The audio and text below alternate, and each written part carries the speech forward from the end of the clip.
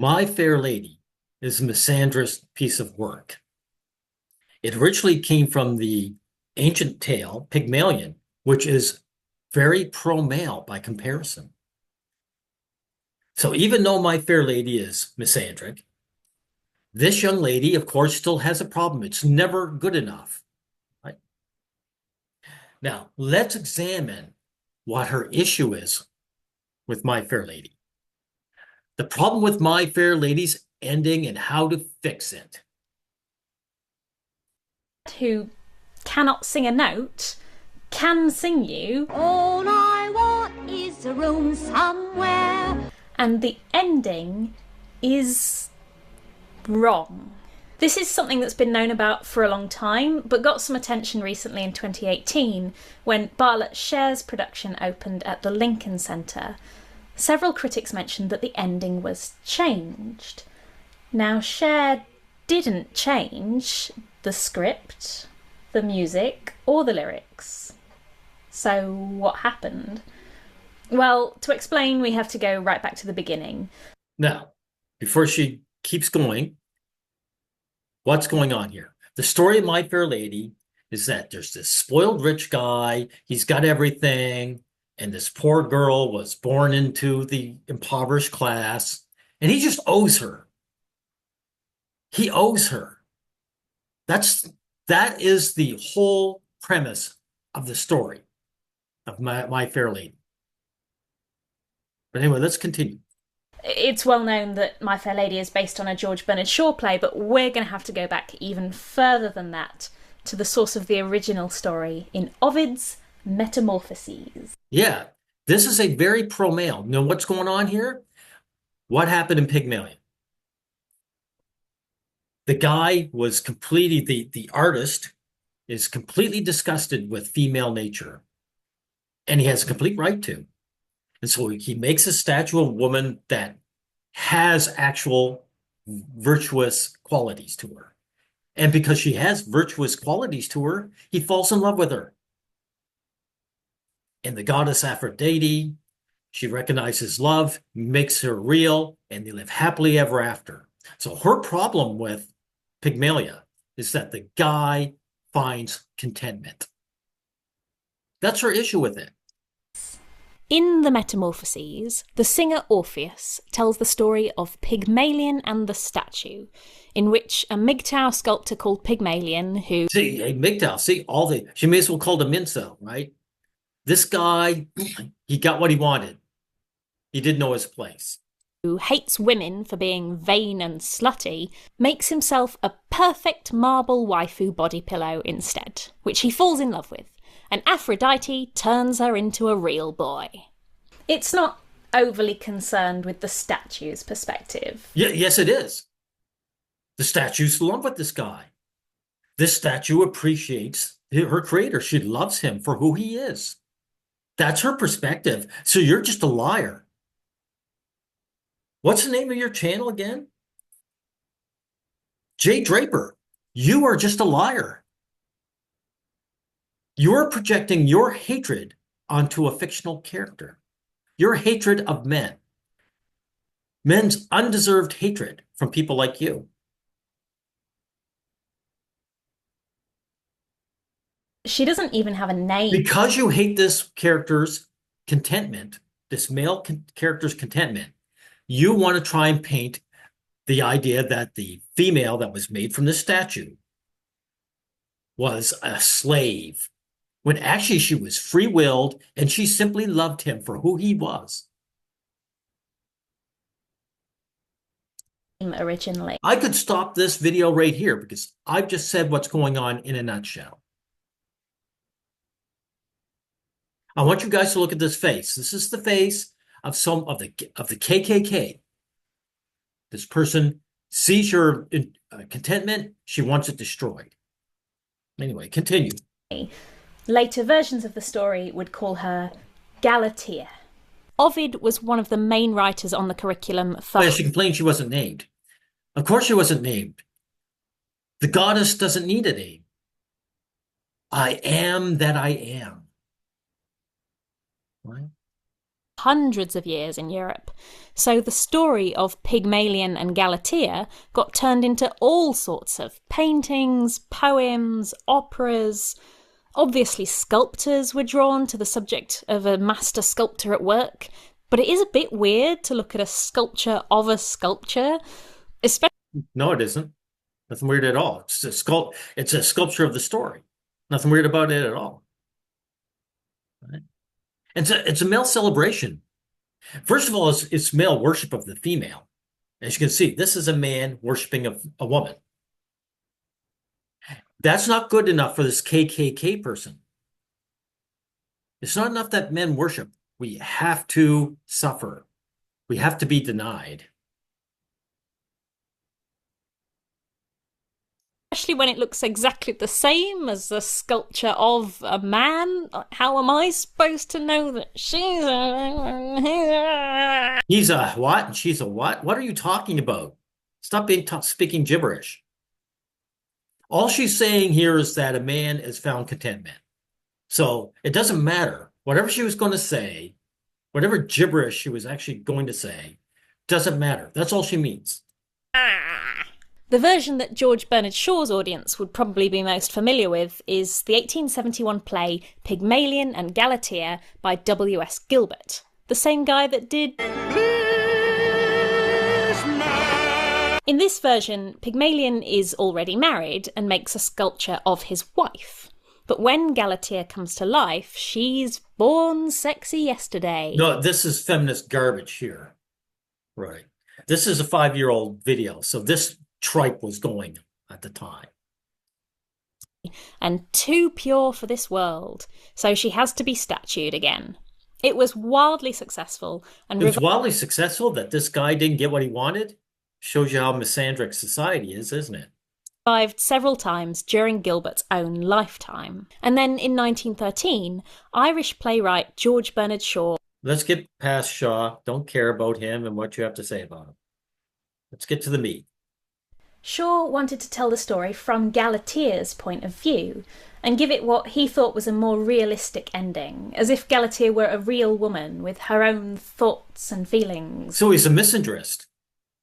There's no reason for him to believe that Galatea wasn't for this 100%. There was no reason. See, so that guy was just a feminist piece of trash then. Not a statue that was born sexy yesterday. So he sets the story in what, for him, is the modern... What they mean by that is a person who's better than the average woman, who actually loves a man for himself. That's what you mean by born sexy. Day, 1910s London. Pygmalion... She appeals to a man and gives him joy. That's her issue. Is no longer a sculptor turning rough marble into art, but Henry Higgins, a phonetics professor who teaches tradespeople to speak like gentlemen. Galatea is still his master. Yeah, exactly. So he teaches Eliza to speak properly, and he didn't even charge her, so she got something for free. But by golly, this guy's spoiled. He owes her. Masterpiece, but instead of a block of marble, she is Eliza Doolittle, a Cockney flower girl at the very bottom of society's ladder who is taught to speak and act like a duchess. So Eliza's not some diamond in the rough. At the beginning of the play, she whines. They'll take away my character and they'll drive me on the streets. She's a liar. Liar! You said you could change half a crown. And she gets hysterical at the drop of a hat. Ow! Ow! Ow! So she's a typical woman. Okay. So they were accurate then. So what makes you think that this woman deserves something better? Why do you think that Higgins owes her anything?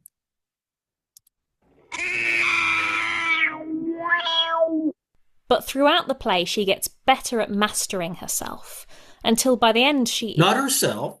She gets better at putting a mask on. That's his whole thing.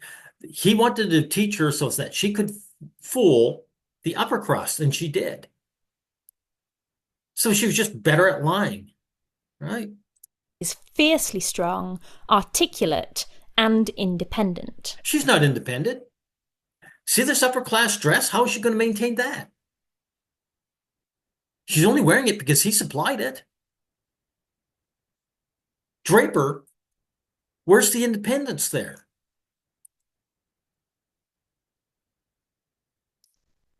At the end of the play, she explains that although Higgins taught her pronunciation, this self-mastery, this most important part of her transformation, hasn't come from copying his manners because he has none, but from being treated with respect by his housemate, Colonel Pickering. Well, it wasn't self-mastery.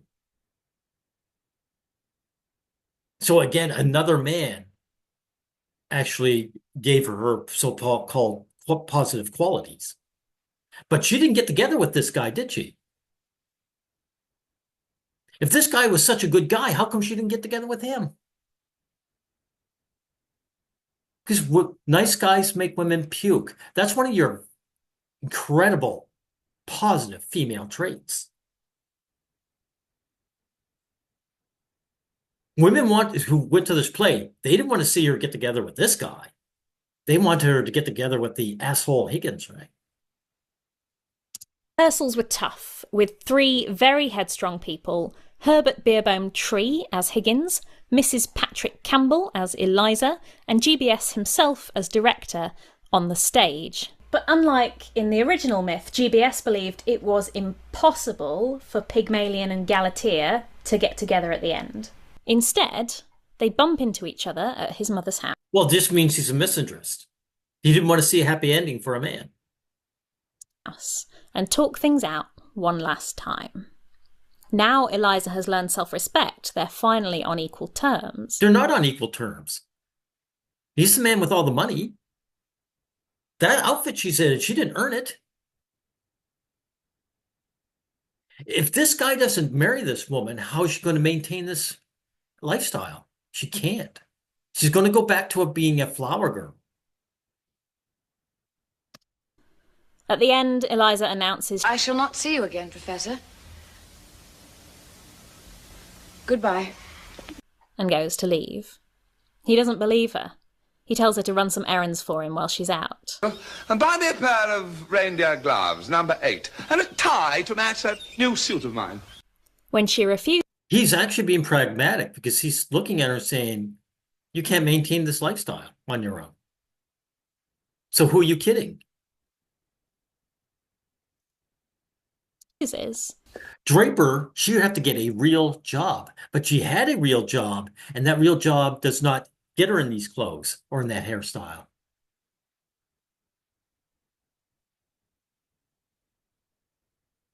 If the play ended as it was supposed to, she'd go back to the streets and suffer. Matter of fact, she might even take her own life because she would realize just how good it was to live his lifestyle. She said, I can't have that anymore. Number 8s are too small for you, if you want them lined with lamb's wool. You have 3 new ties which you've forgotten in the drawer of your washstand. What you are to do without me, I cannot imagine. He lived fine, perfectly without this woman. So this is posturing. Not only by the character, but by the people who wrote this play, this disgusting anti-male play. This woman is posturing. She offers this man nothing. He still doesn't quite get it and chuckles to himself, thinking she'll come crawling back. Shaw wrote to Campbell that now comes the most important point of all.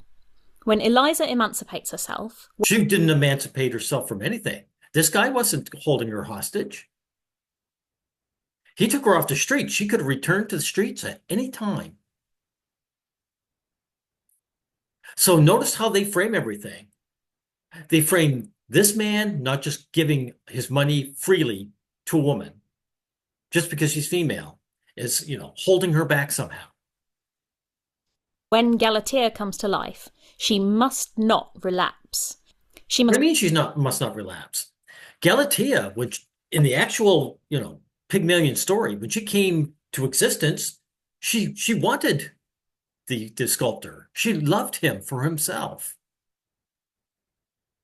This writer is anti-male scum. Retain her pride and triumph to the end. When Higgins takes your arm on A consort battleship. you must instantly throw him off with implacable pride. He recognised the See, this is women saying, you know, I don't work for a living, but I'm going to leech off a man and I'm going to reject him. Women love the story of rejecting men, by the way. They still want what men have that men own and build, but they want to reject a man beyond anything else. The average woman hates men. power imbalance in the relationship. Pygmalion is Galatea's creator with a capital C. How could they ever have an equal marriage? He'd never. Of course they could, because it doesn't matter if he created her. Hey, look, that's like giving, mothers give birth to children, right? Are you saying that mothers can never have an equal relationship with their children because she birthed them? Or maybe that's true, and you're projecting what women do, what mothers do, onto guys who make sculptors, right? You're saying we women expect our children to be under our thumb as long as we live. So therefore, men who make things must feel the exact same way. Stop trying to correct her. The last thing he does in all versions is order her to do some housework, whether that's buying him gloves or fetching his slippers. But she doesn't want to be treated as a student and a skivvy for the rest of her life. Higgins says, yeah, well, what's she going to do about it? She's not going to get she's not capable to get a job. How's she going to build up wealth equal to his on her own? All she can do is marry a rich man. himself, he doesn't respect Eliza when she's running around after him. No use slaving for me than saying you want to be cared for. Who cares for a slave? But Eliza... That's a good point, right? You want to be cared for it, right? You're such an equal, right? You've really emancipated yourself by wanting to leech off me. That's an actually perfect point.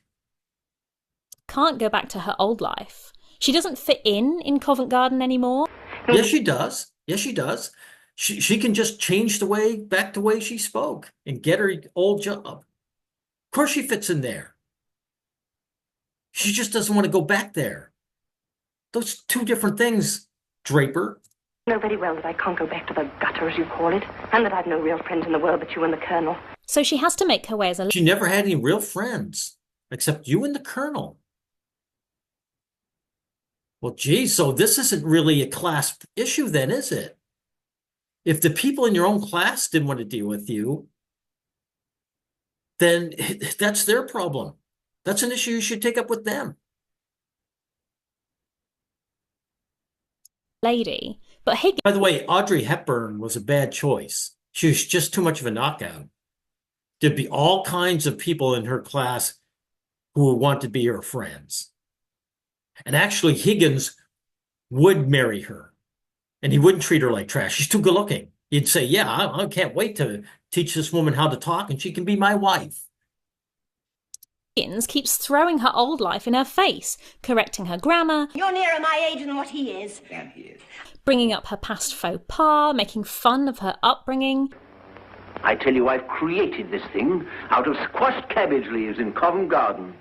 Even while he says he doesn't care about class and treats everyone equally. You see, the great secret, Eliza, is not a question of good manners or bad manners. Yeah, this is the one truthful thing. That's right. Guys do care very much about class and status.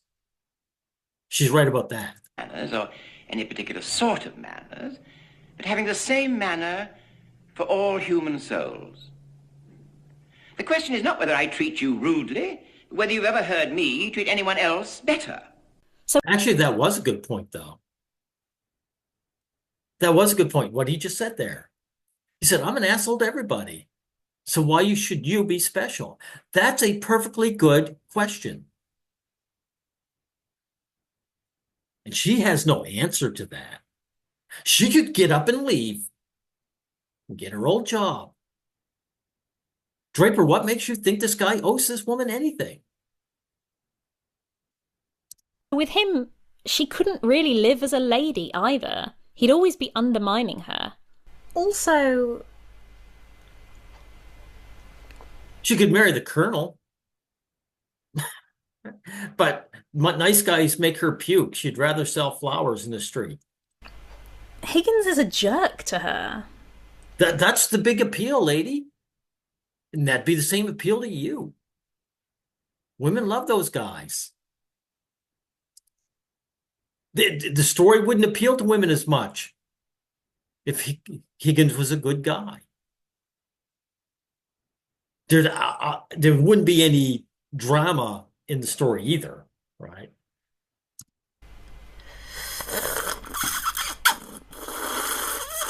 I mean, can you imagine? Oh, by the way, this woman is such a typical gal. She loves playing dress up. Imagine living with this guy. That impudent slut, you! Of course, now you've been crying. You look as ugly as the very devil, but... Eliza, you're a fool. If he does love her, he's got a funny way of showing it. Not to mention the age gap. In the script, Eliza... So what? Women marry wealthy old guys all the time. That's something that's your fault, not ours. This beautiful woman could have shacked up with a poor young man if she wanted to. She didn't. Your gender is to blame for that, not ours. Described as perhaps 18, perhaps 20, hardly older, while Higgins is 40 or thereabouts. Unless you think that sort of thing didn't matter back then, Eliza actually brings it up. Or would you rather marry Pickering? I wouldn't marry you if you asked me. And you're nearer my age than what he is. Shaw wrote, I absolutely forbid any suggestion that the middle-aged bully and the girl of 18 are lovers. Well, that happens all the time. So this guy can forbid it all he likes, but in reality, it happened. Thankfully, Eliza isn't usually actually cast that young. Mrs. Patrick Campbell was 48 to Beerbohm Tree's 61. Audrey Hepburn was 35 to Rex Harrison's 56. Yeah, she's 35, but she looks 18. That's why they cast her. Right? And he's still 20 years older than her. Lady, women don't give a shit about age. You gals want status. Hey, that's why Pygmalion exists as a story. The guy looked at your behavior and said, this woman would shack up with an old, wealthy man and ignore all the impoverished young guys. That's actual female behavior. So Pygmalion, they had your gender nailed down pat. And in the Bartlett Share production, Lauren Ambrose was actually 40 to Henry Haddon Payton's 37.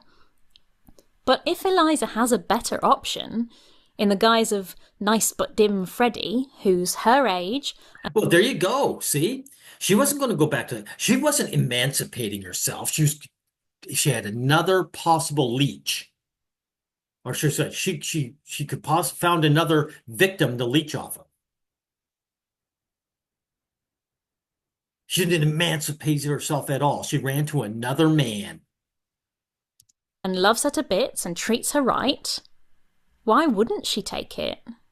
Because nice guys make you girls puke. So they can't hook her up with this guy in the story. Shaw wrote, will she look forward to a lifetime of fetching Higgins's slippers? Or to a lifetime of Freddie fetching hers? But audiences weren't satisfied with Shaw's ending from the beginning. One critic wrote that he was sure she married Henry Higgins and bore him many vigorous and intelligent children. Even the actor who originated Higgins wanted... Well, the alternative is she went back to the streets. No one's going to go for that. ...to change it. Long after opening night, when Shaw... Now, this person, Draper here, she's going to claim she's going to fix it. Draper, how are you going to fix it? Are you going to say that this woman went back to the streets and lived her old life? Not the way you're dressed in this video. Or went back to watch it later, he found that between the last line and the curtain coming down, Higgins had started throwing flowers to Eliza. "My ending makes money, you ought to be grateful," protested Tree, to which Shaw, possibly apocryphally, replied, "Your ending is damnable, you ought to be shot." So to try and set the record straight, he wrote a postscript to the play, which you can still find in printed versions of the script, Right. where he explains his reasons for Eliza. Why would I listen to a male feminist? Ever.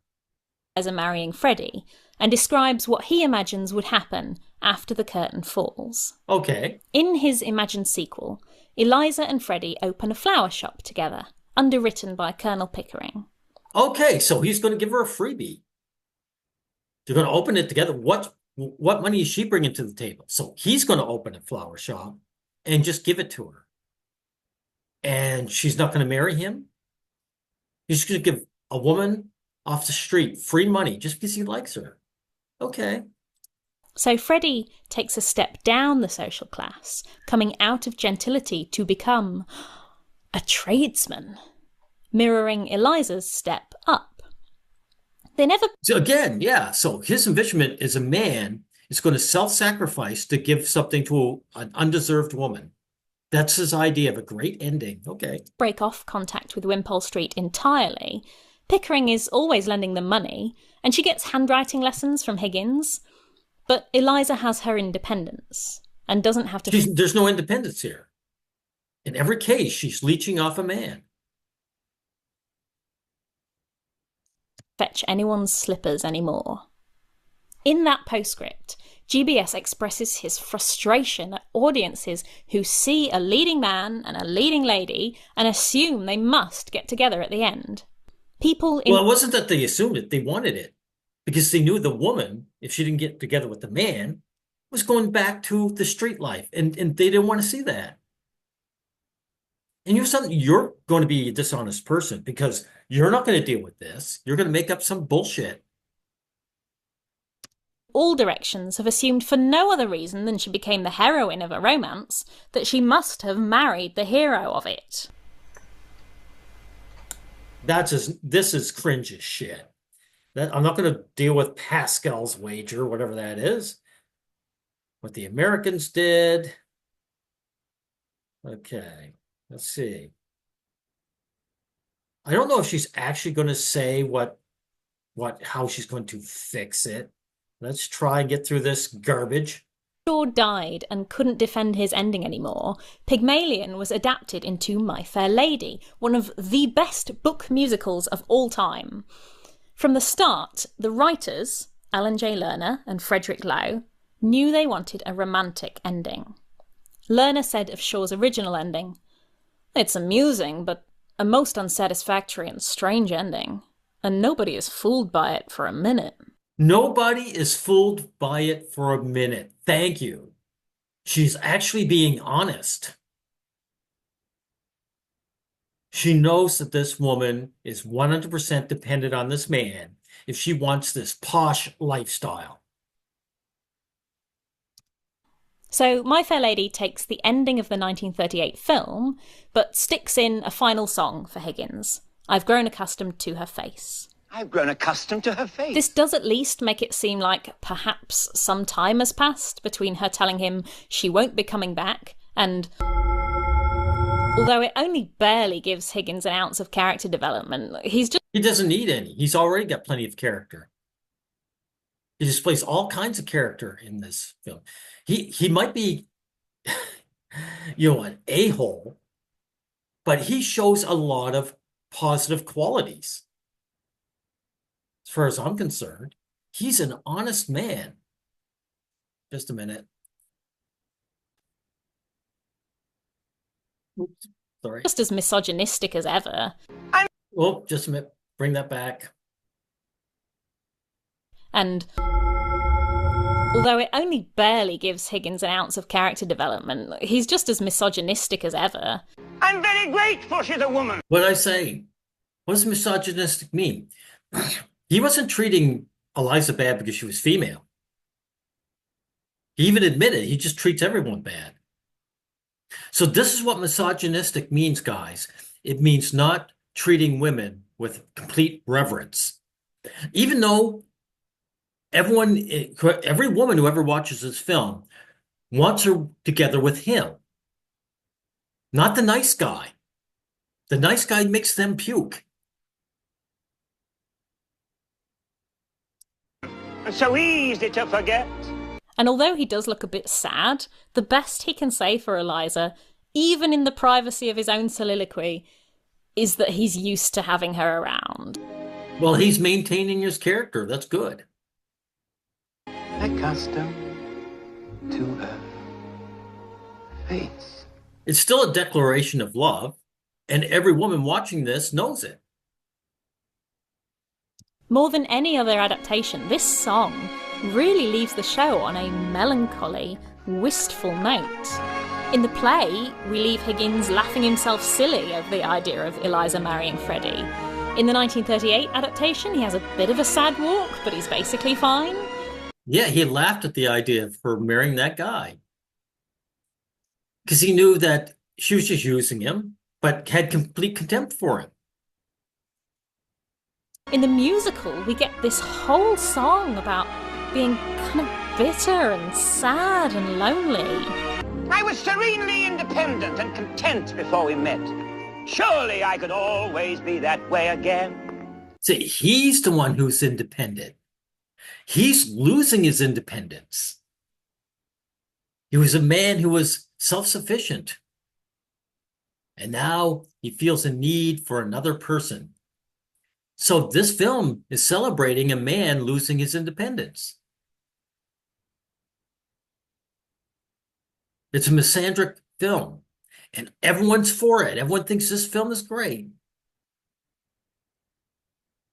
Again, you women are always projecting what you want for us onto us.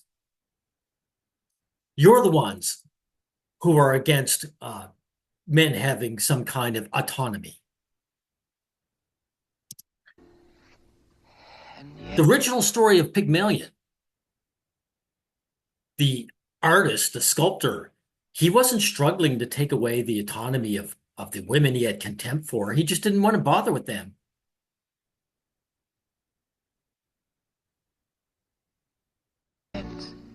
Which is a bit of a strange ending for this genre. Like, no big chorus number, no uplifting reprise. I don't think musicals can't have sad endings. Parade and Sweeney Todd spring to mind, but for this era, it's a little unusual. Instead, we have the gramophone bit again, and then the smallest snippet of quiet, sad dialogue. Yeah, she came back, just like he said. Where's she going to go? She doesn't want to marry that other guy, that doormat. She has contempt for him. And she can't, gain this lifestyle on her own. She doesn't want to return to the streets. She had to come back. I washed my face and hands before I come, I did. Eliza? Where the devil are my slippers? And then the strings are like, dance, night. So this ending, by dint of appearing in the 1964 movie, has become by far the best known by audiences. And most people just accept that, of course, this story has a romantic ending. And I do Well, it does, right? She's not going to return to be a student. She already learned everything. She's going to leech off him, whether he officially marries her or not. This woman got a free ride. She didn't earn her place there. That's why women love this movie. I think it's an improvement on the 1938 film ending. I mean, it's not the back of a hat. But in a post-Me Too world, I think audiences... Yeah, a post-lynching world? Yeah, exactly. The Me Too movement is a criminal organization. It's an act of crime against men. They're only going to get more uncomfortable with the idea of Eliza deciding that the best she can do is this guy. But it's fantastic where he is. Look what she's getting out of it. And she didn't have to earn an ounce of it. There's never been a story where Elijah goes and works and also sails the seven seas or becomes a miner and then spends like all her decades until she's an old lady before she gains all this wealth to herself. That's not going to appeal to any woman. Hey, I'm an old lady now, but I earned my way up to wealth. Doesn't appeal to women.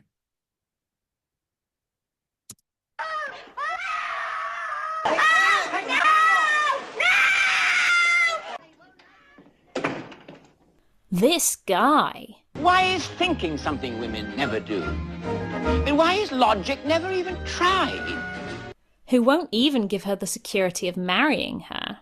Why would he? Well, what makes you think he owes her that? He was giving her these lessons for free. He didn't have to do any of that. He's already giving her free stuff. Hey, I thought you were all about gender equality, Draper. Every one of you women talk about gender equality. Yet this isn't equality. This is a man serving a woman. So when Higgins here claimed that you women weren't logical, he was honest. Well, he was correct. To a certain degree, because it's not that you're illogical, you're just liars. You know what's going on here, and yet you reframe it as if she's somehow the victim. And you may throw me out tomorrow if I don't do everything you want me to. Yes. So that brings us to the 28th. Well, so what? That was your home. He didn't steal you from your home. You can return there anytime you want. What's wrong with that? He's not responsible for putting you there. Teen revival at the Lincoln Centre, directed by Bartlett Sher. Sher is known for very lush, faithful productions of Golden Age musicals, where he's clearly thought about tweaking them for modern sensibilities. So his Fiddler on the Roof used an actual Israeli choreographer. Both South Pacific and The King and I featured, hey, actual Asians in the Asian roles. You wouldn't think that'd be a new thing, but it is. So at first, this seems like an exact copy of the musical's ending. And certainly they haven't changed the script. But Harry Haddon Payton, who plays Higgins, makes a radically different choice with his delivery. Eliza?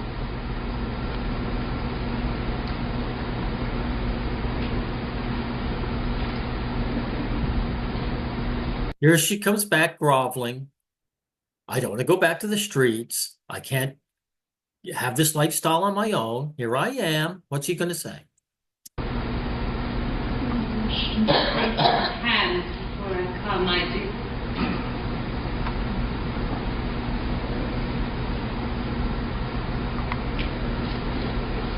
Where the devil are my slippers? Gone is the infuriating smugness, the sense that he's won and was right all along. But he was right all along. He was right all along. So the only thing they've done is they've taken away his character. The character you claim that he lacked, he actually had. So they've taken that away from him. They can made him completely docile. He knows his place. Everything he owns, he just owes it to this woman because she's female and he's male. He doesn't understand exactly what he did wrong. He does at least know that he f***ed up. No, he didn't do anything wrong. He didn't do anything wrong. He doesn't try and run roughshod over her again.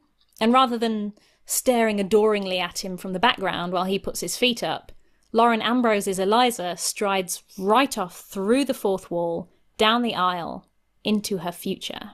Yeah, what's her future, though? This whole thing is a lie. So her future is what? Notice they never show what her future actually is, right? They're going to say this woman, she gained so much self-respect that all of a sudden she can make money out of thin air. That's why they can never show the actual ending, because no matter what they show, it'd be bullshit.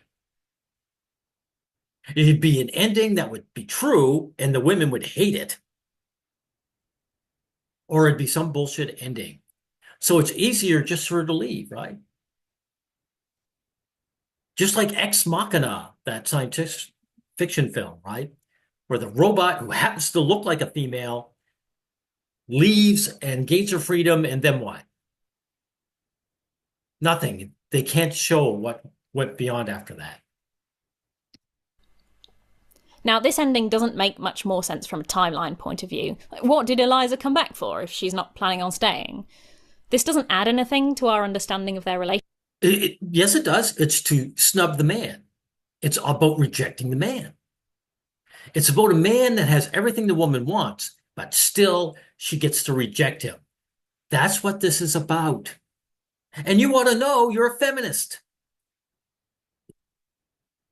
Relationship that we didn't already know, and it still feels a bit deflated compared to the usual high-energy finale song you'd expect in a musical like this. Hey, it doesn't matter. The man's getting jabbed. That's the important part. But this ending at least feels more earned and more in character for these two people that we've spent the whole evening getting to know. What are you talking about in character? His character is wrecked. He maintained his actual character in the other productions. So kudos to Bartlett Sher for recognising that she really cannot come back for good. But is there any... Yeah, but no, not kudos to this liar. She was dishonest about the ending. She was dishonest about the fact this woman, she's not going to go off and go back to the streets. If she was honest, that would be the ending. She'd be saying, I'm back to the streets, I'm living this shitty lifestyle, but at least it's my choice, and that's my emancipation. Right? Anyway, we could do even better. Now, if you're used to... See, even that's not good enough. These evil people, that's what you are, Draper. You're an evil person. You could do something positive with your life, but this is what you're going to do with your life. Hey, by the way, if you're supposed to represent this woman, how come you aren't dressed in her rags, right? Why are you dressed up in these fancy clothes? Why are you dressed up as the gender bourgeoisie? Shakespeare, for example, you will be very comfortable with chopping up a script as much as you like. You can cut out scenes, you can set it in different locations, you can switch up the genders and the races of the characters, but it's much less common in revivals of musicals. There are exceptions, but if you're going to see, say, Guys and Dolls, you can probably expect to see something that looks like this. Sit down, you're rocking, sit down, sit down, sit down, you're rocking the boat. Sit down, you're rocking, sit down, sit down, sit down, you're rocking the boat. Sit down, you're rocking, sit down, sit down, sit down, you're rocking the boat. Sit down, you're rocking, sit down, sit down, sit down, you're rocking the boat. Sit down, you're rocking, sit down, sit down, sit down, you're rocking. Actually, I disagree. I don't think you can chop up Shakespeare and still remain Shakespeare. But you continue.